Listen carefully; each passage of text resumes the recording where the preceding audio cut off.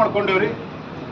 ನಮ್ದು ಏನು ಲಾಸ್ ಐತಿ? 14 ಟೋಟಲ್ ಯಾವುದೇ ಒಂದು ಸಂಸ್ಥೆ ನಡಿಬೇಕಾರೆ ಎಸ್ಟಾಬ್ಲಿಷ್ಮೆಂಟ್ ಕಾಸ್ಟ್ 17% ದಾಟಬಾರ್ದು. ನಮ್ದು 12-13% ಐತಿ. ಆಮೇಲೆ ಪವರ್ ಪರ್ಚೇಸ್ ರವಿಕುಮಾರ್ ಸರ್ ಮುಂದೆ ಬರ್ರಿ. ಇವ್ರೆ ಸುದೀಪ್ ಸರ್ ಮುಂದೆ ಬರ್ರಿ. ನೀವು ಇಕ್ಬಾಲ್ ಸರ್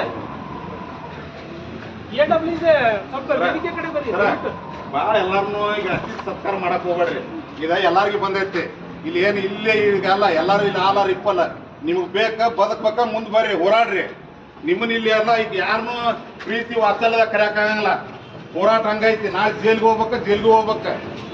ಯಾಕಂದ್ರೆ ನಮ್ಮ ಆಳುಗಳಿನ ಪ್ರಶ್ನೆ ಐತಿ.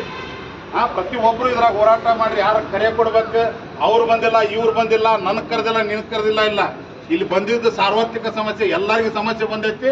ಪ್ರತಿಯೊಬ್ಬರು ವಾಲಂಟಿಯರ್ ಆಗಿ ಸ್ವಹಿತಾಸಕ್ತಿಯಿಂದ ಇದ್ರಾಗ ಇನ್ವಾಲ್ವ್ ಆಗ್ರಿ. ನಮ್ಮ ಅಳಿವುಳಿನ ಪ್ರಶ್ನೆ, ನಾವೆಲ್ಲರೂ ಹೋರಾಟದ ಹಾದಿ ಹಿಡಿದ್ರೆ ಇದನ್ನ ಉಳಿಸ್ಕೊಳಕ್ ಆಗ್ತೈತಿ. ನೀವು ಯೋಚನೆ ಮಾಡ್ರಿ, 500 ಚಿಲ್ಲರ್ ದಿನ 700 ಚಿಲ್ಲರ್ ದಿನ ರೈತರು ಹೋರಾಟಕ್ಕೆ ಕುಂತ್ರು.